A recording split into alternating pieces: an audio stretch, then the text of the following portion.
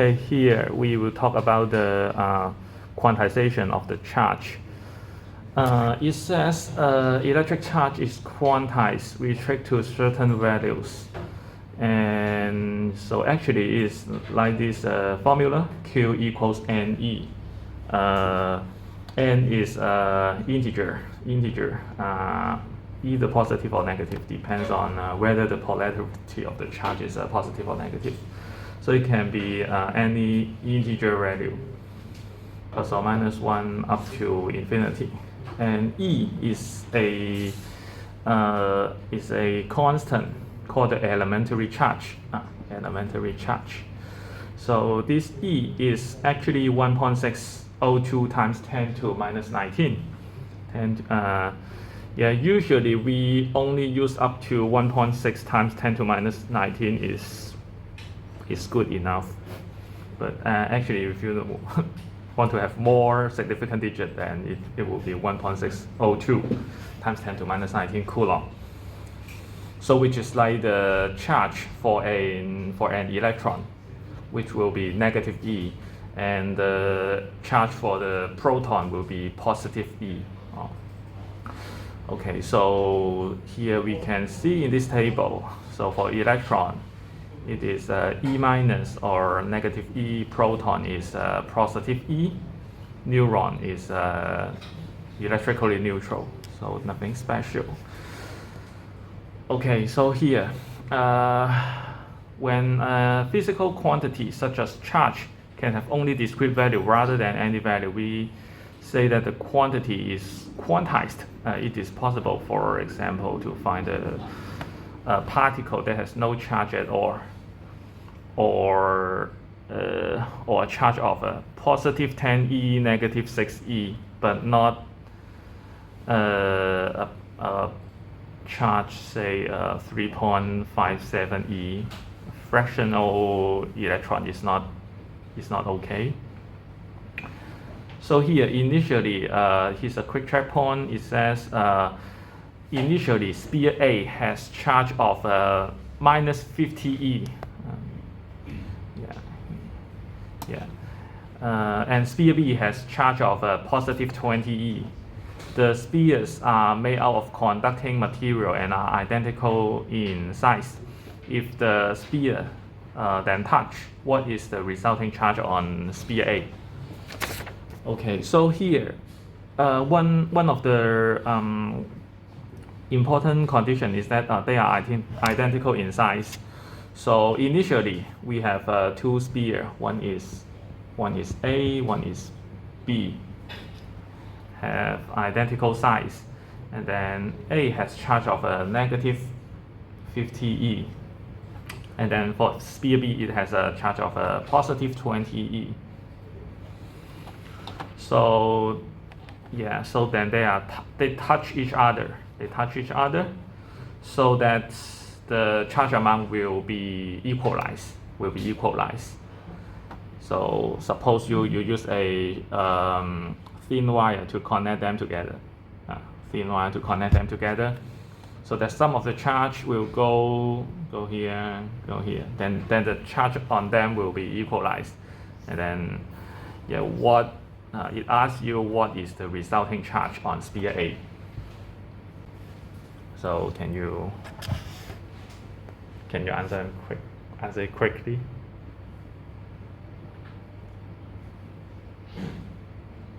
So what is the charge amount?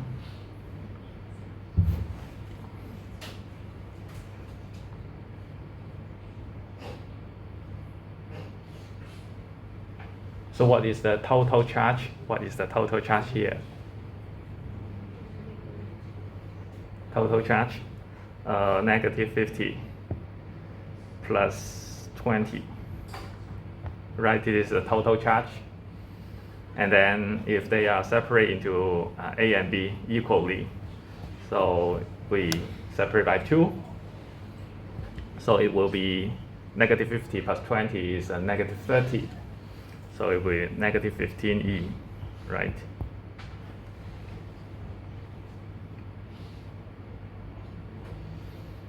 Okay.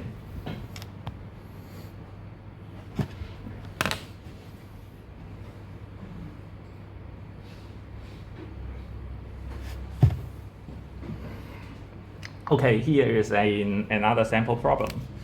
So it says the nucleus in an iron atom has a radius about 4 times 10 to minus 15 meter and contains 26 protons.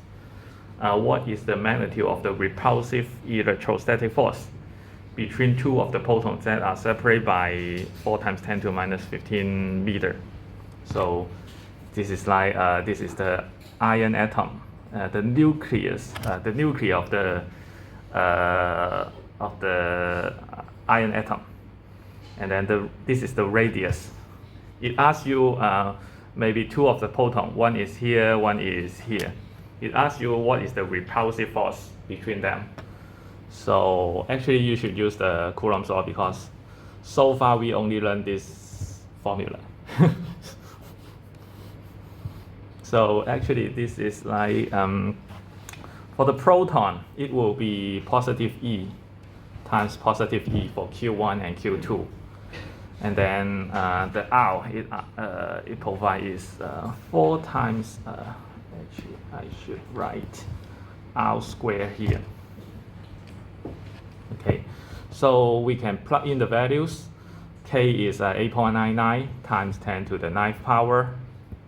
And then E is 1.6 times 10 to minus 19 quantity square all over 4 times 10 to minus 15 square.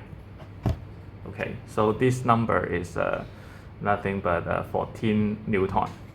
14 Newton.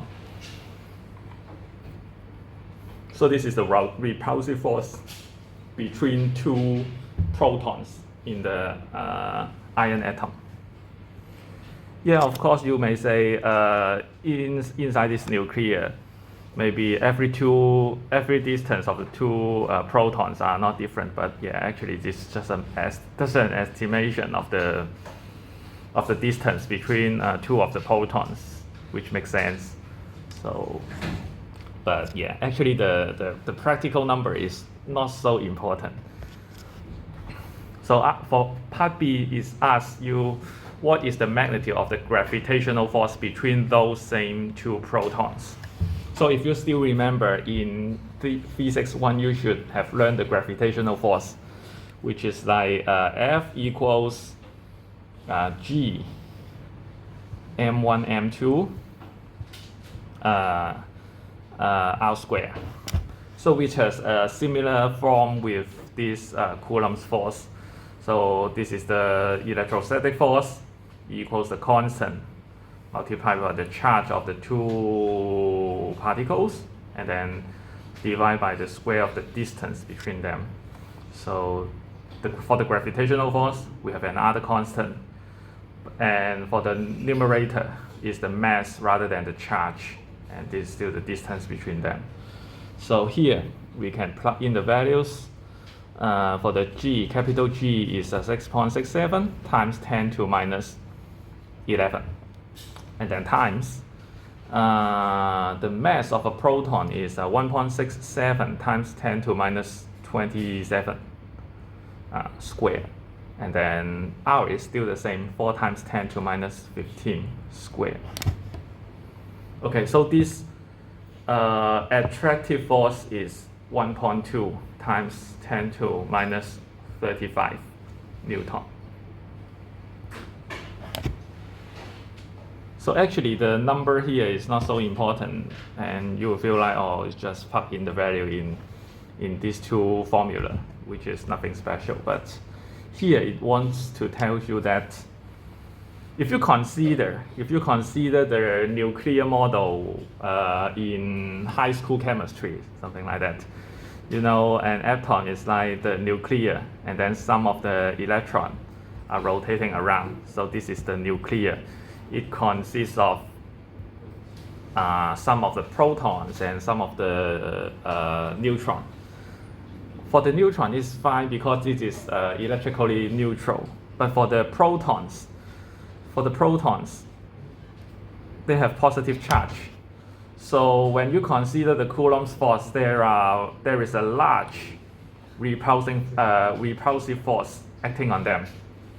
This is much larger than the gravitational force attracting them. This is something times 10 to minus 35 times 10 to minus 35 Newton. This number is not so important. This is 10 times 10 to minus 35. This is 14 Newton. So if you only consider the gravitational force and the electrostatic force, we cannot explain why the nuclear will be stable. Maybe you haven't considered this problem here. Or why can this positive charge can stay together closely? And actually, for the physician, they may consider something called the standard model of particles. Standard model of particles. And yeah, so it will be some hardcore physics. But actually, when we consider the elementary particle, proton and neutron are not elementary particle. They can even separate into something called quarks. Here, quarks, quark. And yeah, actually, proton consists of 2 up quarks and 1 down quarks. And for the neutron, it consists of 1 up quarks and 2 down quarks, something like that. And actually, electron are something called the standard particle, elementary particle here. And actually, electron are classified to be leptons. Qingzi. Leptons is called qingzi because it does not have a large mass. So for the mass here, it doesn't really use kilogram. It uses MeV over c square. MeV over c square. Actually, when you learn relativity, or even in primary school, you may know this E equals mc square. So this is how we convert mass into energy. So this is energy. So if we divide energy by this is speed of light. So this c squared is speed of light. So MeV is the unit for the energy. So this is a unit for the mass. And for the particle physics, they usually use MeV to stand for the energy, rather than using watt, because using watt or joule, joule is a too large unit to stand for this and to stand for this energy, because 1 joule is like 1.6 times 10 to minus 19 eV.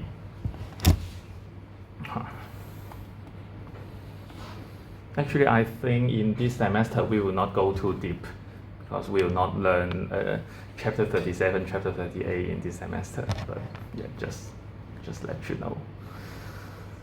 Yeah, and yeah, so far we don't know why the proton can hold together. And actually, there is something called a gluon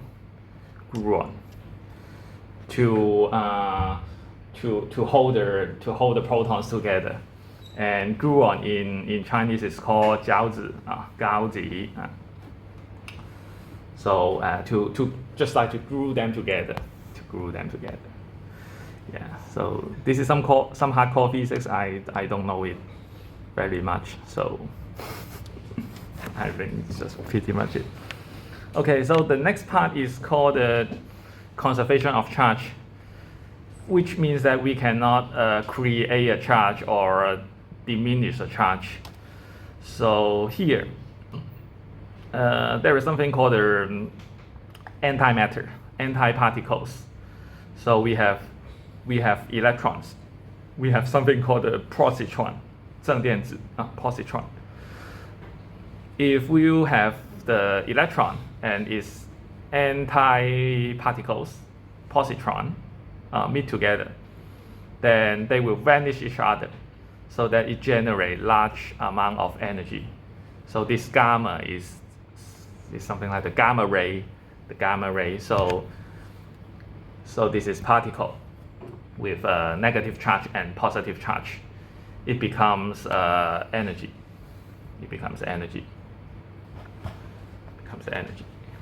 So on the left side, total charge is 0 because this is -1, this is +1. And then on the right side, it is still electrically neutral because it all turns to energy. Or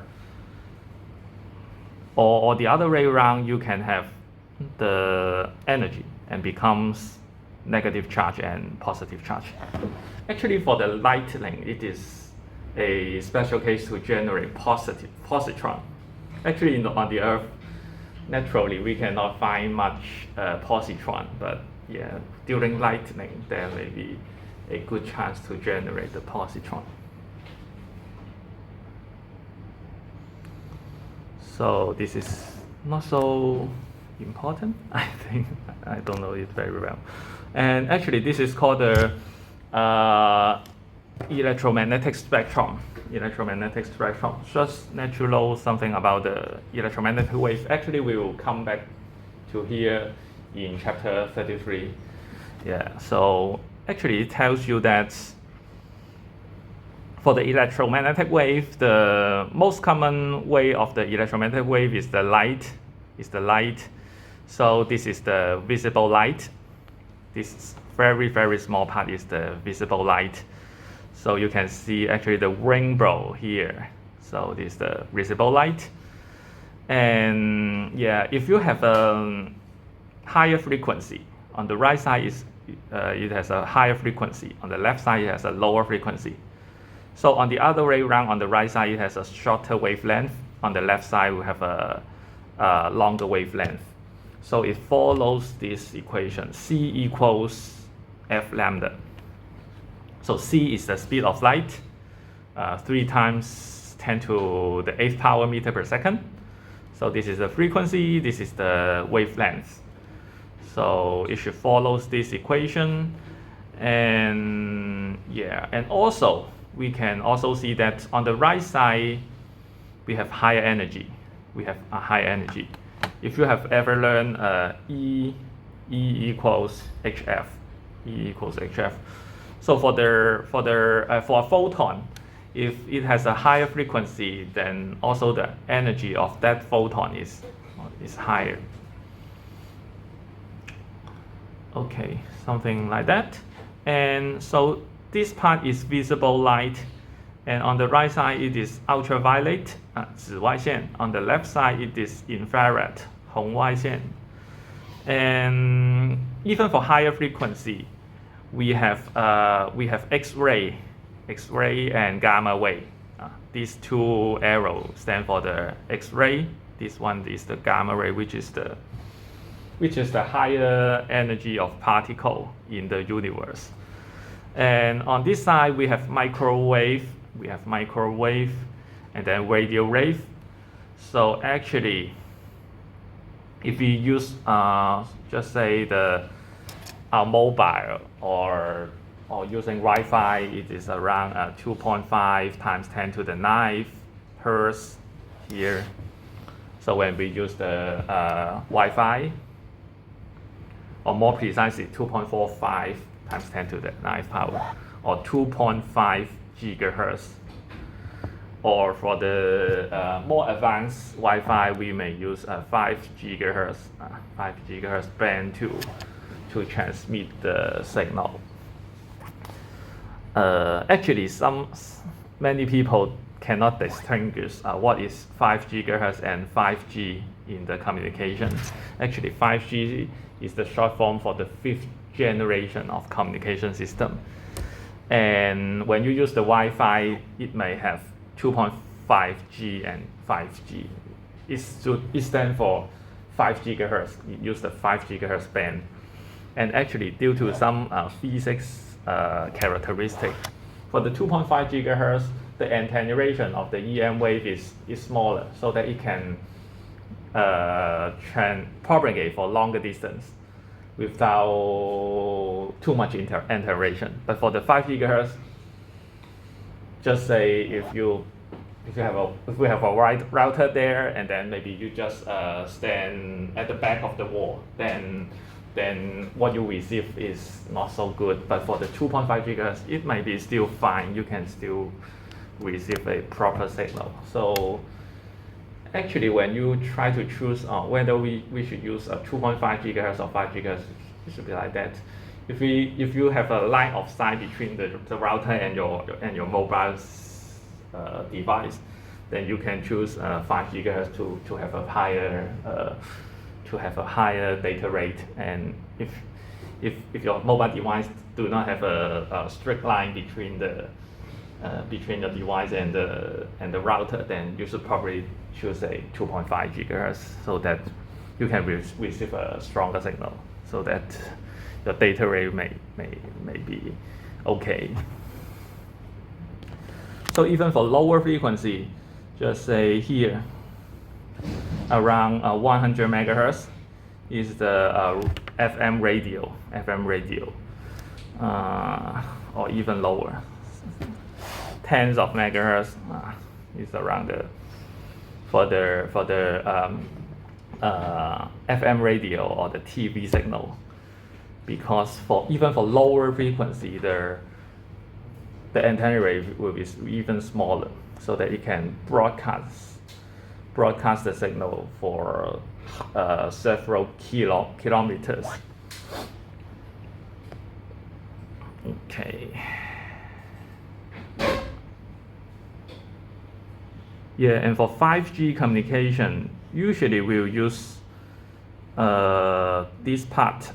Usually we'll use this part, like the 30 gigahertz, or even 60 gigahertz to transmit the signal. And this is called a millimeter wave. Millimeter wave. Because the wavelength there is around millimeter level.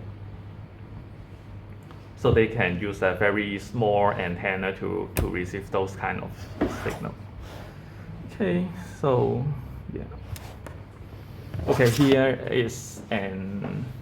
there is 2 additional examples here to finish off this chapter. So the first one is like this. So in figure A, particle 1 and 2 have charge 20 microcoulomb each and are held at separation distance d. What is the magnitude of the electrostatic force on particle 1 due to particle 2? Okay, so this is easy. So part A, F12 is K Q1 Q2 over D squared. So we can plug in the values. K is 8.99 times 10 to the 9th power, and then Q1 and Q2 are all 20 micro. 20 times 10 to minus 6. 20 times 10 to minus 6 squared. Okay, and then all over 1.5 squared. So this is 1.6 Newton.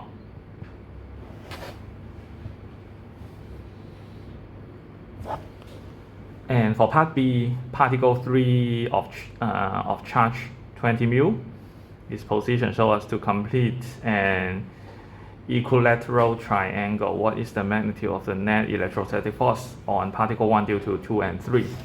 Okay, so B, F net equals 2 times F12 cosine of 30 degree, because both of them are positive charge, so they attract each other. Okay, so in this case, this is equilateral triangle, so this is 60 degree or something like this. And after they add together, it should be something like this. So here should be F12 times cosine of 30 degree and then multiply by 2. For the y component, they cancel each other. So this is the net force, and it is 2 times 1.6 times square root of 3/2, which is 2.77 Newton.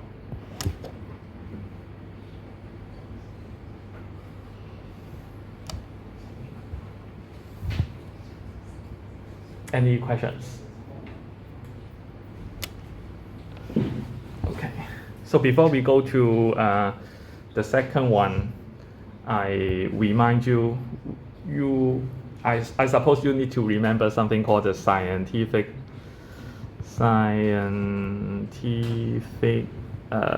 prefix. So yeah, so yeah, actually for K is 10 to the third power. This is kilo. And then mega, 10 to the 6th. Giga, 10 to the 9th. So I don't think you need to also remember 10 to the 12th, but yeah, 10 to the 12th is tera. Yeah. If you're familiar with the hard disk, you know T, because it is 100 giga is 1 tera. Yeah, so for this one, I suppose you can deal with it frequently when you use a computer. You can see some of the file kilobyte, megabyte, gigabyte, or even for your whole hard disk, it may be 1 terabyte or even larger. Yeah, and for the smaller one, for milli is 10 to the minus third. I suppose you should have learned it in primary school. Milliliter. So, and then for 10 to the minus 6, it is micro. And then for 10 to the minus 9, nano. And then for 10 to the minus 12, pico. For 10 to the minus 15, farad.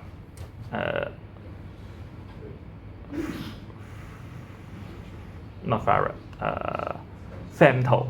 Femto. This is femto. This is pico. Nano. Micro. Milli. This is kilo. Mega. Giga.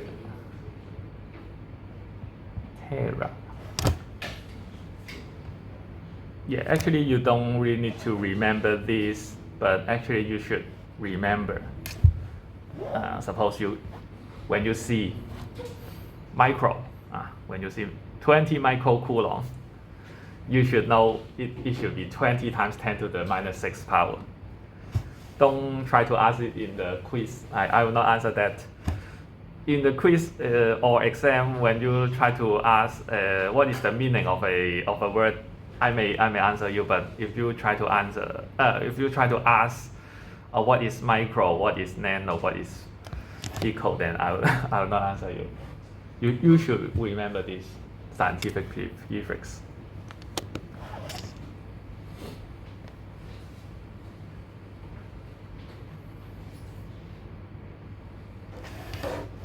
Okay, so for the second one,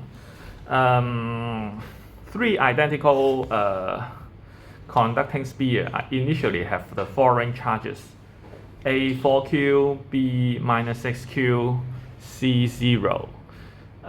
Sphere A, B are fixed in place and with a center-to-center separation that is much larger than the sphere. 2 experiments conduct. In experiment, C touch A and then separate, and then to touch B, then it is removed. So we just skip this one. It asks you what is the ratio of the electrostatic force between A and B at the end of the experiment 2 to the end of experiment 1. So let's take a look at the experiment 1 first.